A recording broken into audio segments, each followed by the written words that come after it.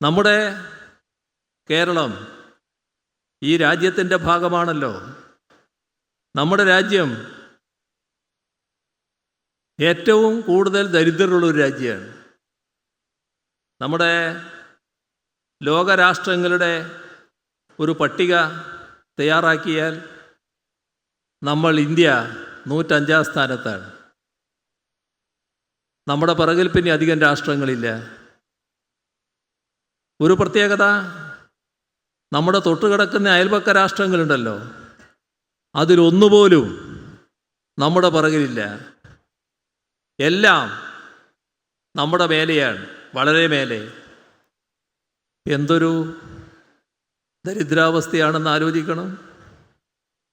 ഈ നമ്മുടെ വലിയ തോതിലുള്ള വികാസത്തിൻ്റെ കണക്ക് പറയുന്നില്ലേ, സാമ്പത്തിക ശേഷിയുടെ ഊതിപ്പെരിപ്പിച്ച കണക്കൊക്കെ പറയാൻ നോക്കുന്നില്ലേ?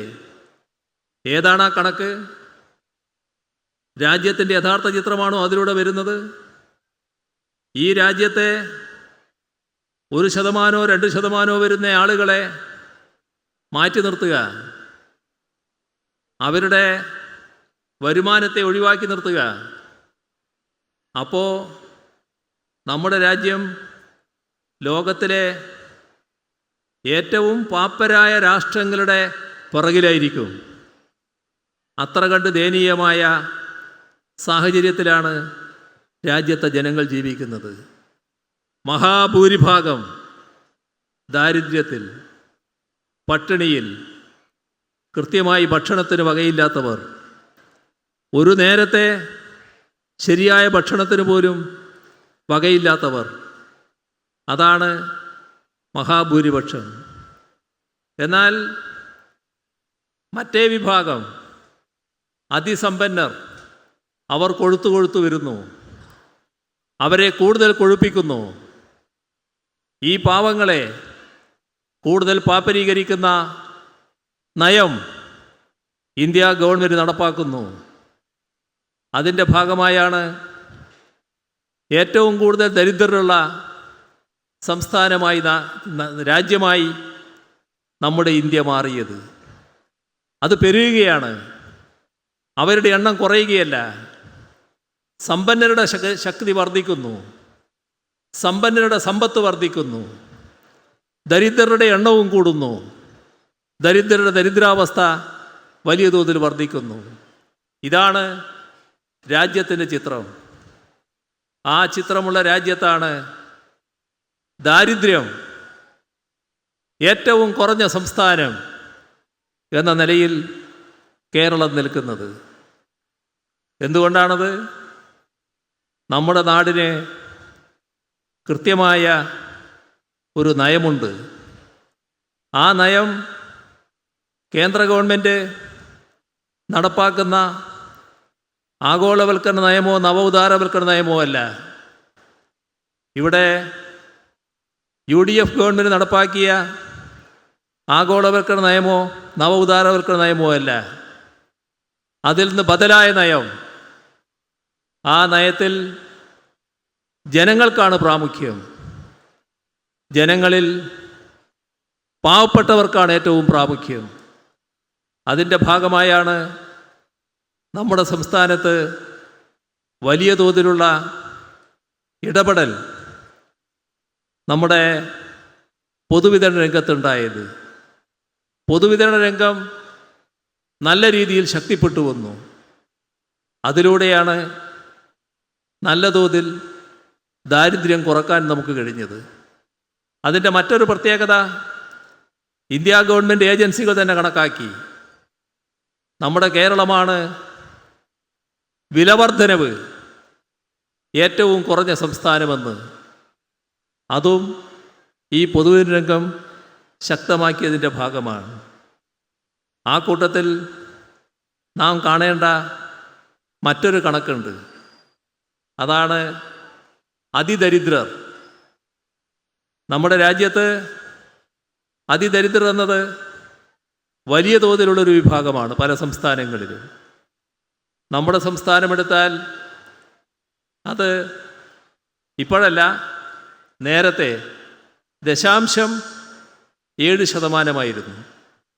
എണ്ണത്തിൽ പറഞ്ഞാൽ 64,006 കുടുംബങ്ങളായിരുന്നു.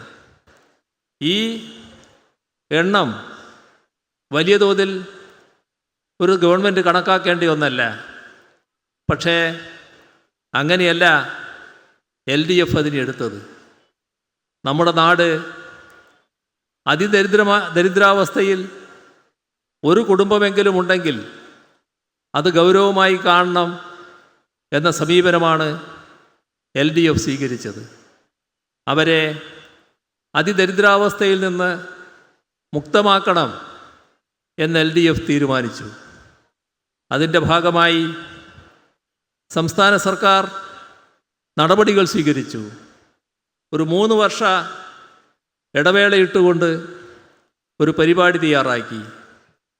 അതിൻ്റെ ഭാഗമായി ഈ വർഷം നവംബർ 1-ാം തീയതിയാകുമ്പോൾ നമ്മുടെ നാട് കേരളം ഇന്ത്യ രാജ്യത്ത് അതിദരിദ്ര കുടുംബമില്ലാത്ത ഏക സംസ്ഥാനം എന്ന പദവിയിലേക്ക് മാറാൻ പോകുന്നു. ഇതും LDF അല്ലായിരുന്നുവെങ്കിൽ ഇങ്ങനെയെല്ലാം സംഭവിക്കുമായിരുന്നോ?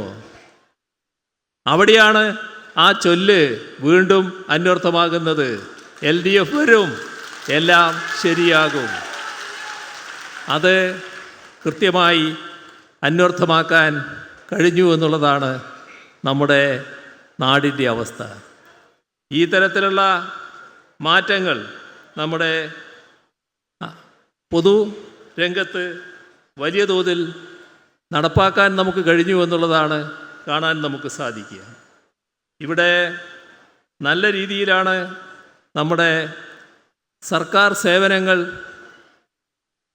ജനങ്ങൾക്കാകെ ലഭ്യമാക്കുന്നതിനുള്ള ഇടപെടലുകൾ നടത്തുന്നത്. അതിൻ്റെ ഭാഗമായി വലിയ തോതിൽ സർക്കാർ സേവനങ്ങൾ ഓൺലൈനിൽ നടപ്പാക്കാൻ തയ്യാറാകുന്നു. അതിലൂടെ വലിയ മാറ്റങ്ങൾ നമ്മുടെ നാട്ടിലെ എല്ലാവർക്കും സർക്കാർ സേവനങ്ങൾ കൃത്യമായി ലഭിക്കുന്നതിന് കഴിയുന്നു എന്ന നില വരികയാണ്. ഇവിടെ നാം മറക്കാതിരിക്കേണ്ട ഒരു കാര്യമുണ്ട്.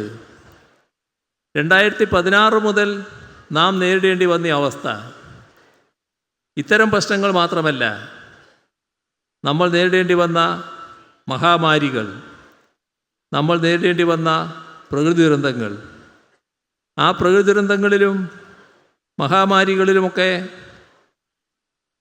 വലിയ പ്രതിസന്ധി അഭിമുഖീകരിക്കേണ്ടി വന്ന നാടിനെ സഹായിക്കാൻ ബാധ്യതയുള്ളതാണ് കേന്ദ്ര ഗവൺമെൻറ്റിന്.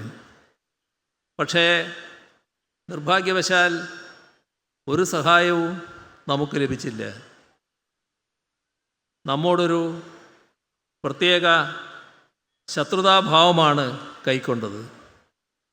എന്തുകൊണ്ടാണ് അങ്ങനെയൊരു നിലപാട് സ്വീകരിച്ചത്? നമ്മുടെ നാട് ഈ രാജ്യത്തിൻ്റെ ഭാഗമല്ലേ? ഈ രാജ്യത്തിന് അപമാനം വരുത്തുന്ന എന്തെങ്കിലും കാര്യം നമ്മുടെ നാടിൻ്റെ ഭാഗത്തുണ്ടായിട്ടുണ്ടോ? രാജ്യത്തിന് അഭിമാനം പകരുന്ന ഒരുപാട് കാര്യങ്ങൾ ചെയ്യാൻ കഴിഞ്ഞ ഒരു നാടാണല്ലോ കേരളം. എന്നിട്ടും എന്തേ നമ്മെ സഹായിക്കേണ്ട ഘട്ടത്തിൽ സഹായിക്കാൻ കേന്ദ്ര സർക്കാർ തയ്യാറായില്ല? 2018 നൂറ്റാണ്ടിലെ മഹാപ്രളയം നാടിനെ തകർത്തെറിയുന്നു. എങ്ങനെ രക്ഷപ്പെടുമെന്നതിന് പലരും വല്ലാതെ വേവലാതിപ്പെട്ട ഘട്ടം. കേന്ദ്ര ഗവൺമെൻറ് സഹായിക്കാൻ തയ്യാറായില്ല. സഹായിക്കാൻ തയ്യാറായ രാജ്യങ്ങളോട് ഞങ്ങൾ സഹായം സ്വീകരിക്കില്ല എന്ന മറുപടി കേന്ദ്ര ഗവൺമെൻറ് പറഞ്ഞു വിലക്കി. നമ്മുടെ സഹോദരങ്ങൾ പല രാജ്യങ്ങളിലായി പ്രവർത്തിക്കുന്നവർ, അവരിലൂടെ കേരളത്തെ അറിയാവുന്ന ആ നാട്ടുകാർ നമ്മെ സഹായിക്കാൻ സന്നദ്ധരായി. നമ്മുടെ സഹോദരങ്ങൾ നമ്മെ അറിയിച്ചു, നിങ്ങൾ മന്ത്രിമാരാരെങ്കിലും വന്നാൽ ഈ സഹായം നല്ല രീതിയിൽ സ്വീകരിക്കാൻ പറ്റും, ആരെങ്കിലും വരണം. ഞങ്ങളത് അംഗീകരിച്ചു. ഒരു മന്ത്രിക്ക് വിദേശത്ത് പോകണമെങ്കിൽ ഇതുപോലൊരു കാര്യത്തിന് കേന്ദ്ര അനുമതി വേണം. കേന്ദ്ര ഗവൺമെൻറ്റിനോട് ചോദിച്ചു. നിർഭാഗ്യവശാൽ നിഷേധിച്ചു. എന്താണിത്? എന്തുകൊണ്ടാണ് പ്രത്യേകമായ ശത്രുതാഭാവം വരുന്നത്? നമുക്ക് തരാൻ തയ്യാറാകുന്ന സഹായം നിഷേധിക്കുന്നു, നൽകേണ്ട സഹായം കേന്ദ്ര ഗവൺമെൻറ് നൽകുന്നുമില്ല.